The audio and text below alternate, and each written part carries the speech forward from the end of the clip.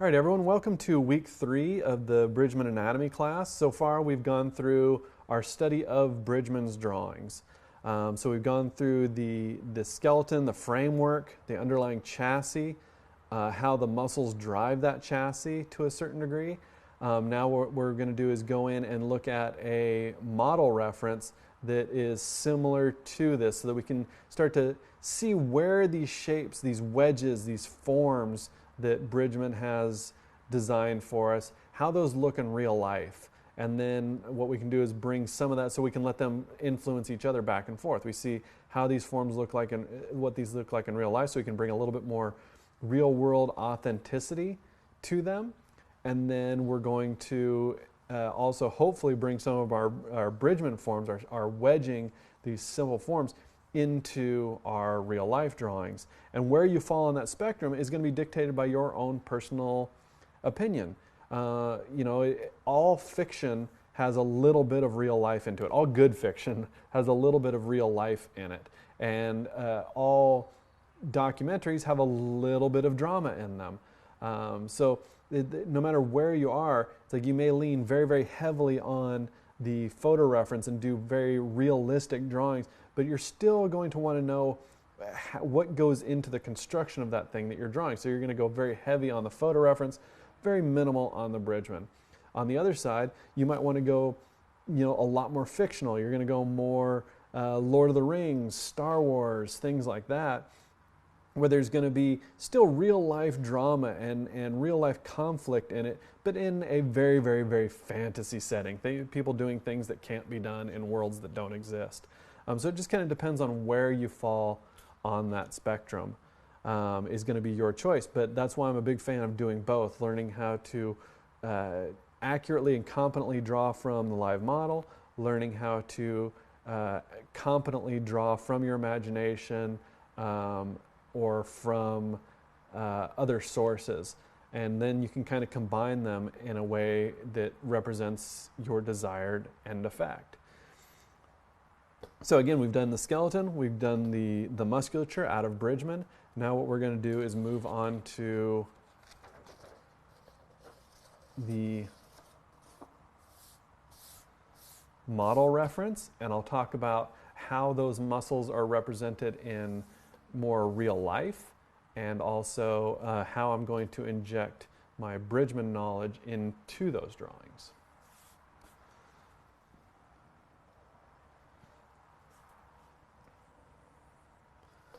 Okay, so one thing you're going to see is obviously starting very similarly. One thing that Bridgman talks about is staggering your peaks.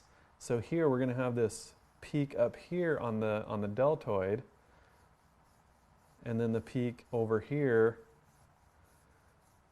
on the tricep, and then the peak down here on the bicep. So we start getting this staggering of peaks. You don't want to have them bulging and pinching on the same side. You end up with that sort of Michelin Man or snowman effect in a drawing that just doesn't work very well.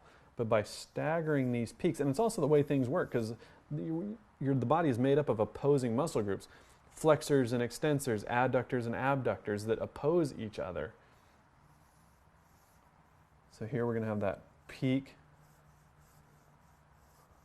on the deltoid, peak on the tricep, peak on the bicep, and in fact that can even be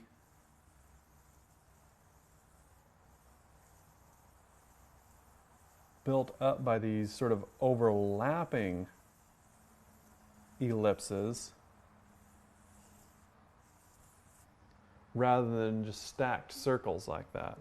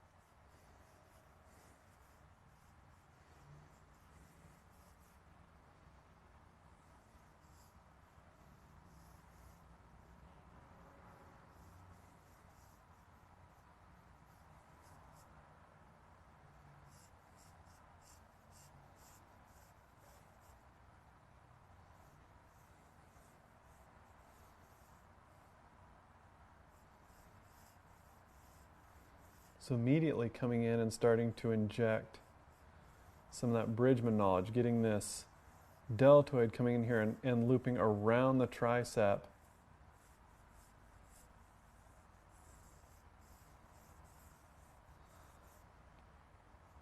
And then the tricep locking up into that.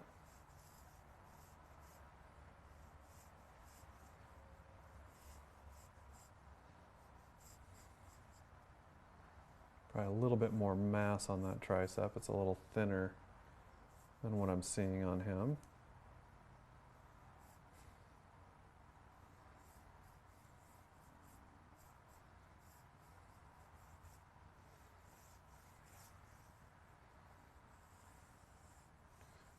Bicep coming down, those ridge muscles wedging up in between.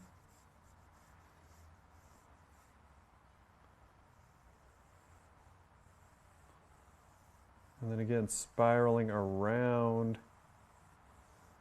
that forearm.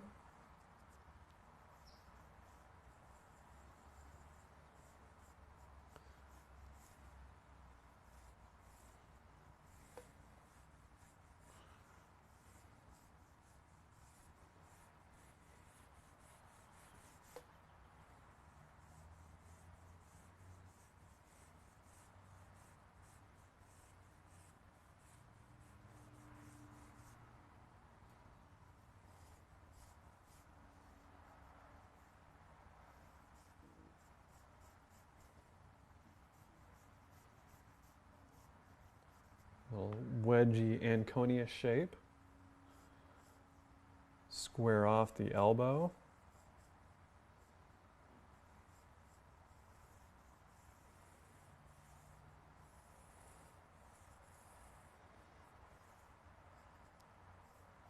Maybe fill out that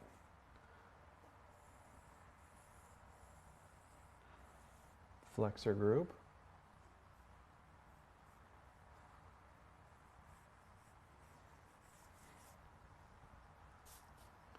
So we've got something like that for the big forms of the arm. And you can see how that already, it looks very similar to my lay-in to the bridgman drawing. So you can see I'm using that bridgman knowledge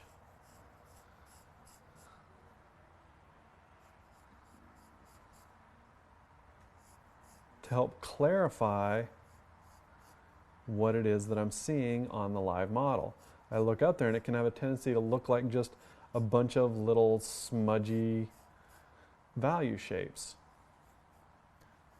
But by having done those bridgman drawings and looking at the way in which he wedged things together, proportions are a little bit different on Yoni, on this model.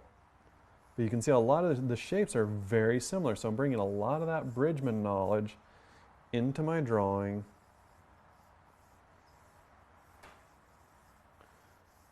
to help clarify it.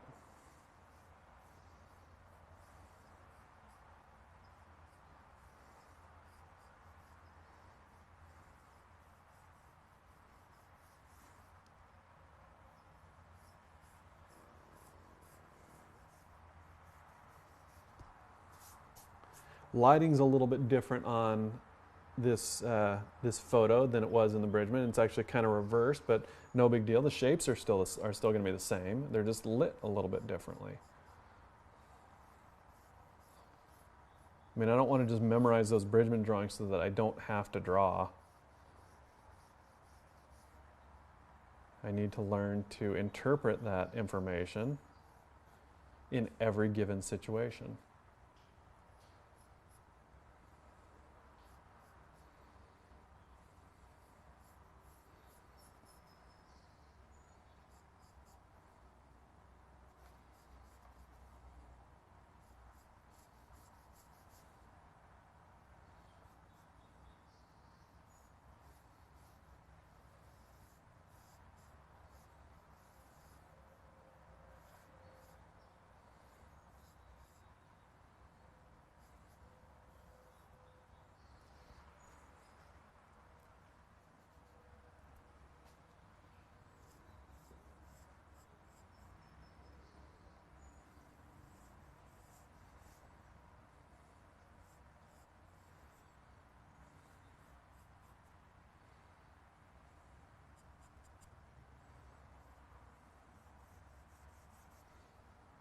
I'm not really seeing a lot of the brachialis antiquatus, but I know it's in there, so maybe I'll just kind of draw on a real light indication and decide later if that's something that I want to inject in there or not.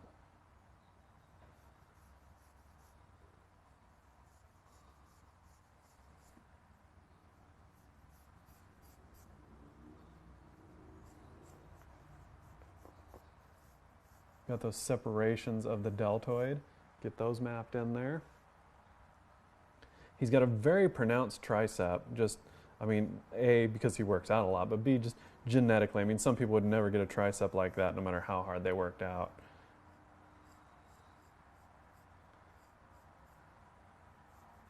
So that's going to be very large, very pronounced. I mean, you can see all three heads of the tricep very distinctly.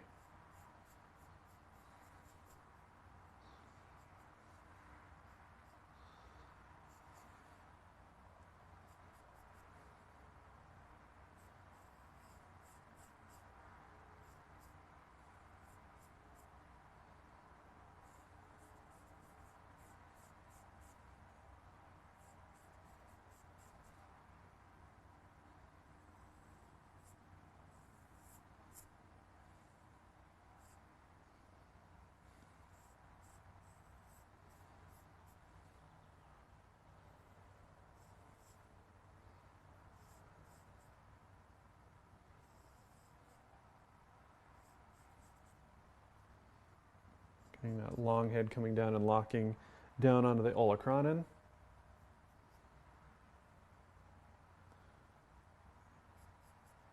And then actually looping through and connecting up into the ridge muscles to a certain degree.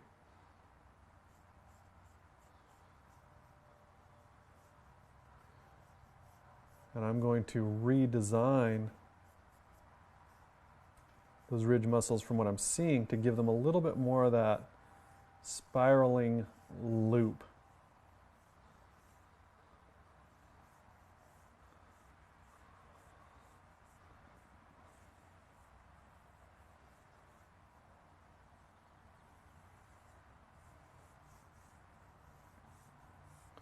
The separation between the two ridge muscles is very subtle.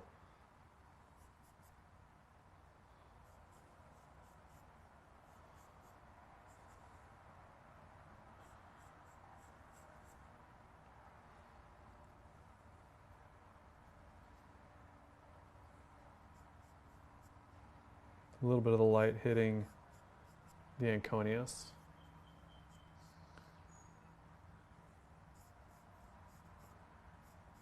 And then down to one of the deep muscles, or maybe the ulna. A little bit difficult to say for sure because of all the shadow. I think I'm going to go ahead and push that a little bit straighter because it's a good place for a straight, and it could be the ulna. Bones are typically going to be a little bit straighter. Bony areas are great places to push straights in drawings. You tend to have to kind of dig for your straights in organic forms. And in the human body, tendons and bones are great places for that.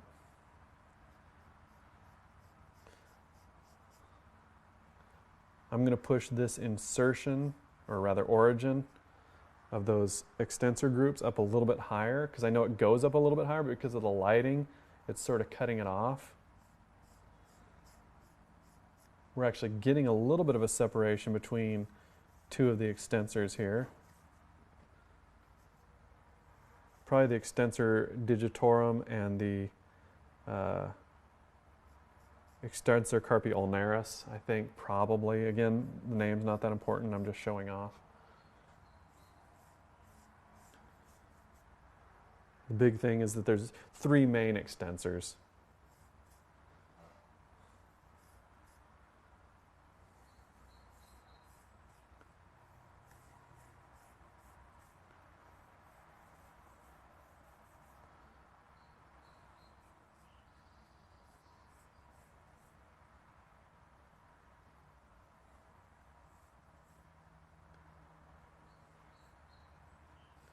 Got the pollicis muscles that run diagonally from the back of the forearm underneath the extensor digitorum down onto the thumb. There's actually 3 of them, but usually only 2 of them are visible. There's usually 2 grouped together here and then 1 here, so that's what we're seeing, at least from this angle. Then we've got the extensor carpi radialis brevis, the other extensor muscle.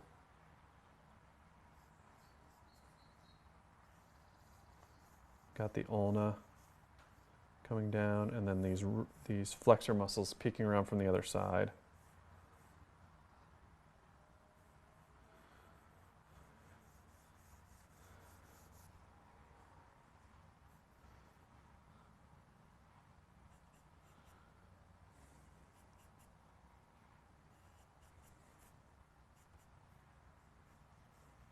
I really didn't learn a lot of the names until I'd been studying anatomy for quite a while.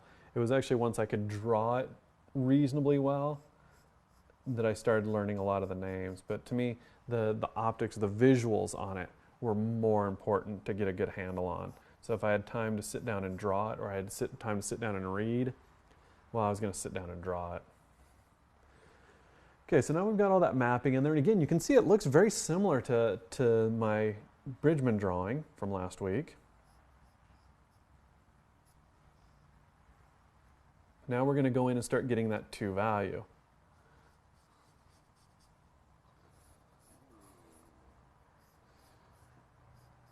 Usually with the 2 value, with the main shadow pattern, I'm treating that fairly graphically, and I'm shading along the form. So you'll see me shading along this form.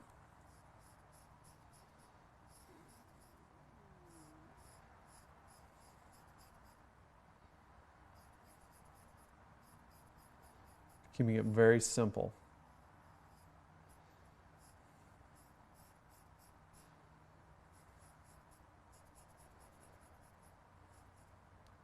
I don't want to get too tricky with my shading at this point because I want a good, clean, clear read on this foundational portion of the drawing.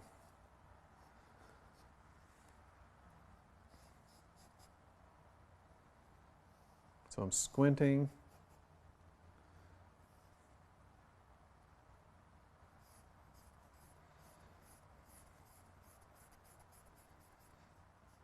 Looking for that stencil. If I were to design this arm into a stencil, what would it look like?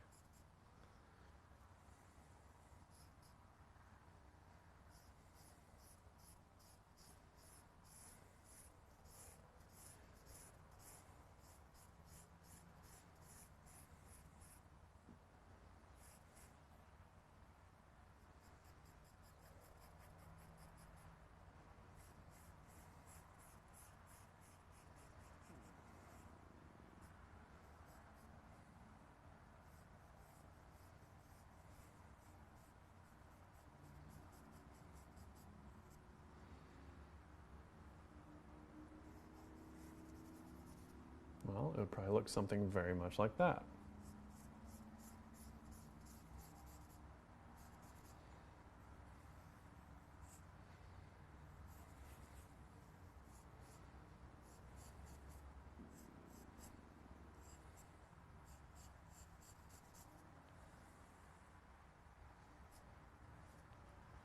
Now, as I start to develop that form and separate out some of the musculatures, now what I'm going to do is I'm going to start going in and shading across the form. So basically, across the form. So with the form or along the form and across the form. So I've got the big planes, the big picture, I develop with big, broad ideas. The smaller shapes, I'm going to come in and design with shading coming across the form. I just find it works better. It's a very quick visual identifier that will separate out halftone from shadow. It's a subtle thing that people won't even realize is happening, is that they'll look at it and they'll start to associate shading going across the form with halftone. And they'll start associating shading going with the form with shadows.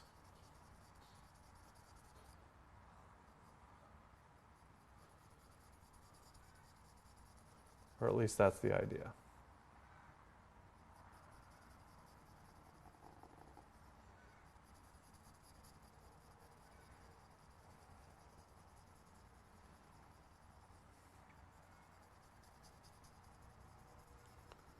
But it's also a logic thing too. Logically, if I'm shading the big form, well, I want to shade along that big form. If I'm shading the smaller forms, well, I'm going to shade along the smaller form.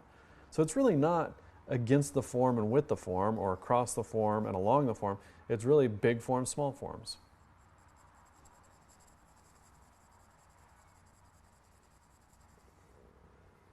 Or at least that's what I tell myself. That's how I justify it to myself. That's my design theory. So now I'm starting to bring a lot more of what I'm seeing into the drawing.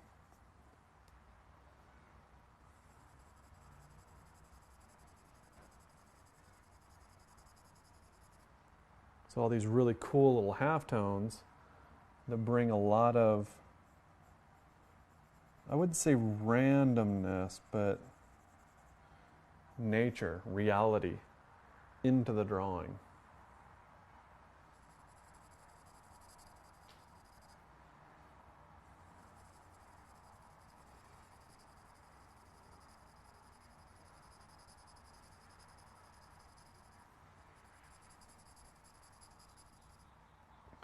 And I'm using that framework, which was very heavily influenced by my knowledge of Bridgman and the influence of those Bridgman drawings that I did,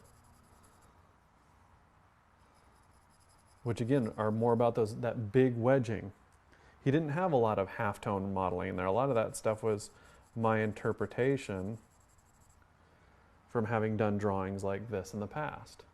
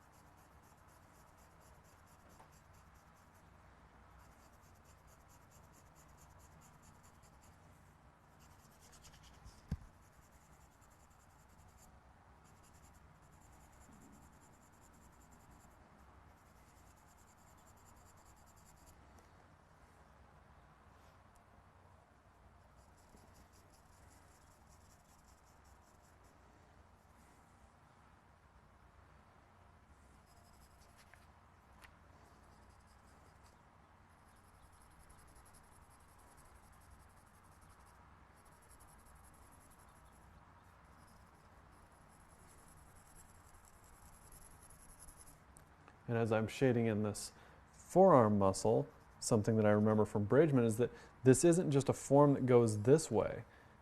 That muscle balloons out through the middle, or I should say that grouping of muscles, and this whole thing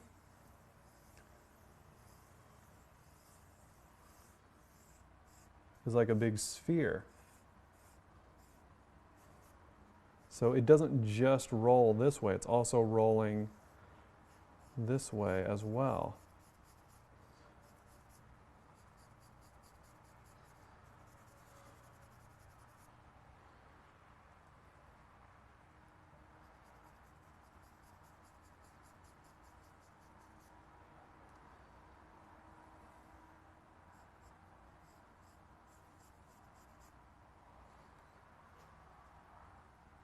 So now we're starting to get some of that big effect in there. In fact, it's reading pretty well now. I mean, I wouldn't consider this anywhere near finished, but it's got a good feel to it. This deltoid, same thing. It's a big egg shape. So I'm going to have this hot spot, and it's going to roll away from that hot spot.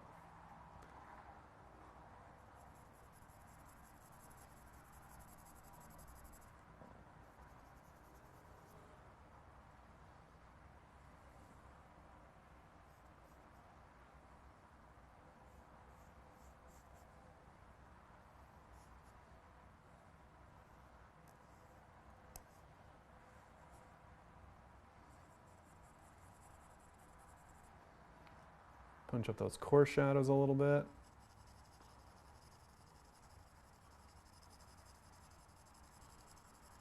And that'll allow me to work those edges a little bit more without losing the cohesion of my shadow. If I had softened that edge that much and smudged it with my finger like that before, that shadow would have gotten lost. And then I could have, reestablished it. So, as long as you keep it cohesive, but I don't want to just blend that out and then it just turns into a big mushy mess. Those softer edges are going to help me get more roundedness, more volume to those muscles, but I don't want to lose the edge of that shadow.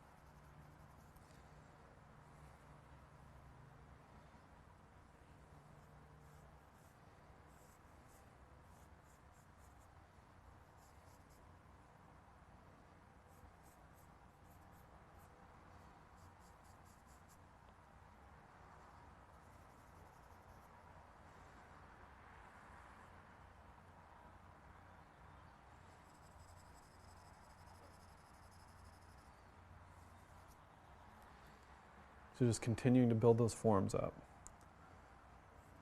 This edge is a little bit more pronounced than what I see in my drawing right now, so I'm going to pump that up. So it's again now I'm going back to those wedges, that bridgman information of where I know things are wedging together, and if that isn't reading as strongly as I think it should read, if it's gotten lost in the mire of soft lighting, then I want to try and come in and pop that back out again. And a lot of that is done by feel. Again, where you fall on that spectrum is going to be somewhat up to you. This is one example of where to do that. Jeff might be a different example. The other teachers at the school here, they'd be, even yet other examples. Bridgman himself is an example.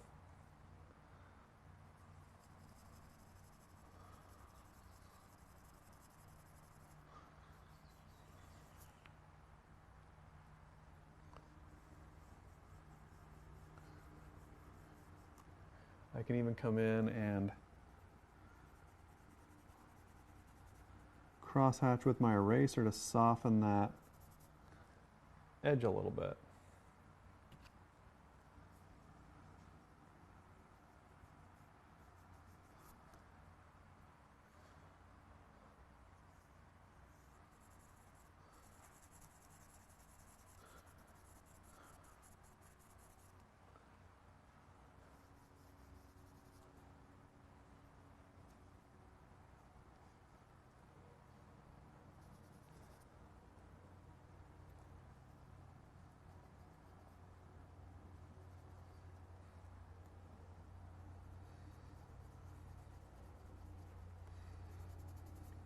Erasers are just as much of a drawing tool as the pencil is.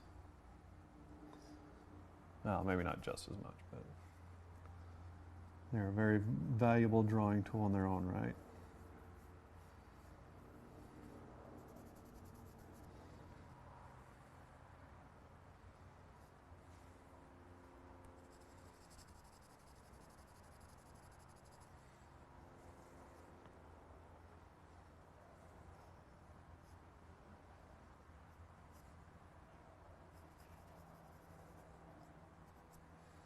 And come up and pump up some of those shapes a little bit where I feel like they're getting a little bit soft.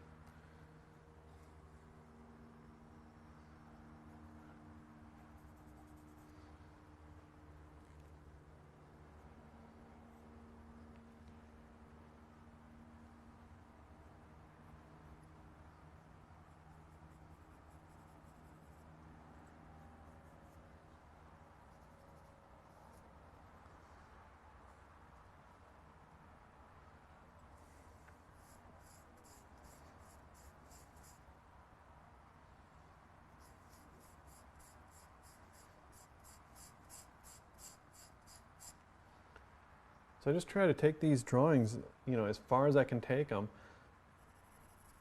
because it's a constant exercise bringing out that knowledge.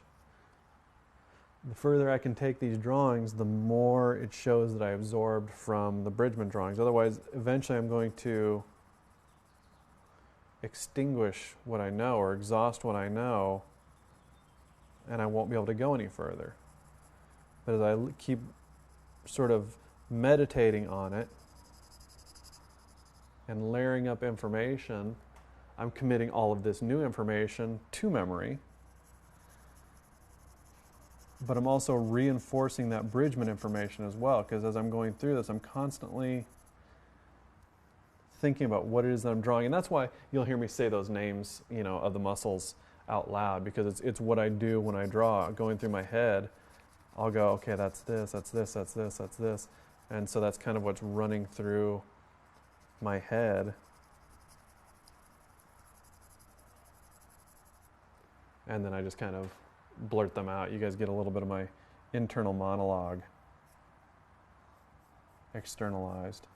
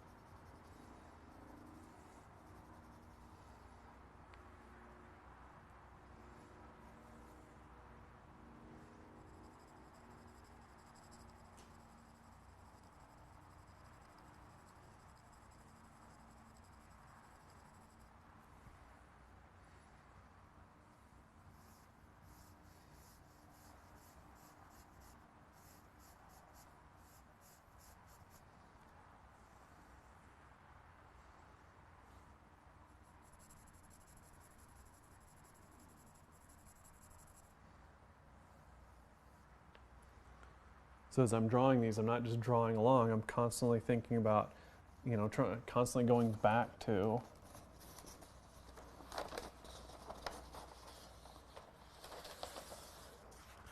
this. So I'm thinking about these shapes, these rhythms, these blocks that Bridgman had, and I'm trying to make sure that those same blocks are reading in this drawing. And that's why you'll see me going back and forth, injecting information, blending it out, injecting information, blending it out, injecting information, blending it out, because I'm looking for that right balance of harmony and diversity. Harmony coming from the underlying forms that I know exist and are locking together, and diversity coming from the apparent randomness of nature and light.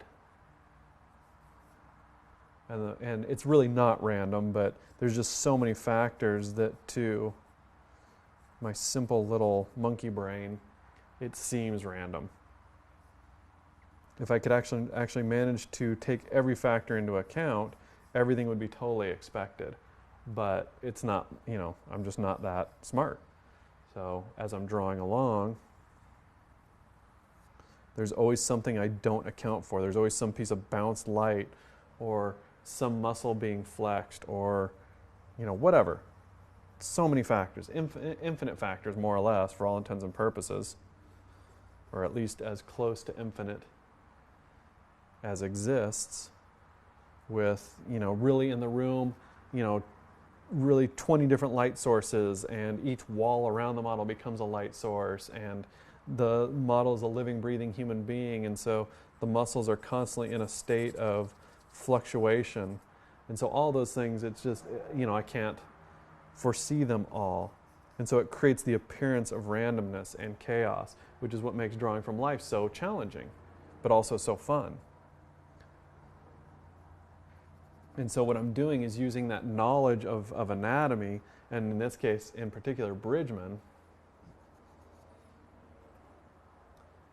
to help me to organize that randomness, give it a framework, simplify it down so that my simple brain can understand it, and put it down in a frozen moment on paper.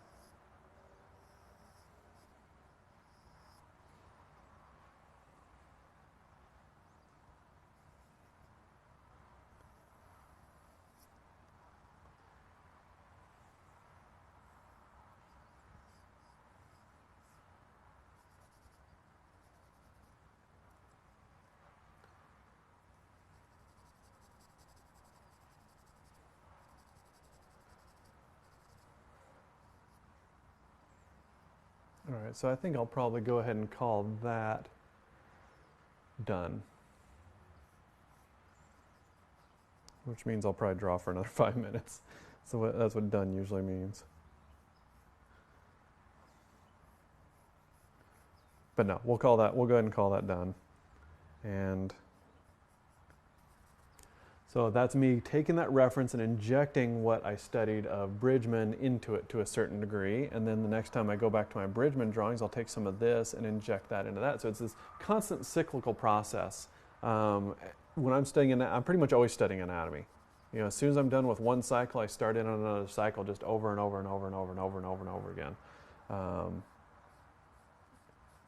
Because it's something that I enjoy studying, and it's something that makes me a lot better at art. So that's a double whammy for me. That's the best. It's like I enjoy it just by virtue of what it is, but then I also feel like it makes my drawings a lot better. So it's an easy thing for me to sit down and do and just constantly cycle through that. And I never stop seeing the returns I get from anatomy. There's a few things like that: composition, anatomy, perspective. Those are things that I don't enjoy them all as much as I enjoy anatomy, but they're things that no matter how much I study them, I don't see a diminishing return on them. They constantly make me better at what I love doing. So it's easy to sit down and do them. So anyway, we'll go ahead and call that done, and looking back through the drawings, we can see a pretty linear progression, and you'll want to do this with every angle of the arm. I'm not going to do that as a demo because it would just take so long, but we can see, skeleton, Bridgman musculature, model reference. So constantly seeing through that and going back to it and layering things up. So now I would go back through it again and again and again. Basically once a year I go through this. And each time I get a little bit better and take this information back forward. Before I probably even did it more often than that. I would probably do it almost, probably 2 or 3 times a year at one point. So it's really helpful in my studies, and I feel like I constantly get better by doing it. So I don't see myself stopping anytime soon. So hopefully again, you learned something from that. You saw the progression of the drawing from Bridgman skeleton through Bridgman musculature through model. Next week, we'll start in on the skeleton of the leg and basically take you through the same process, and then torso, and then a week of invention memory drawing. If invention isn't really necessarily your thing, you'll just basically be trying to draw the Bridgman arms, legs, torsos from your memory as best you can. So basically try to draw the Bridgman book without the Bridgman book being there in front of you. So anyway, hopefully you enjoyed that. Hopefully you got something out of it. And I look forward to seeing your submissions this week.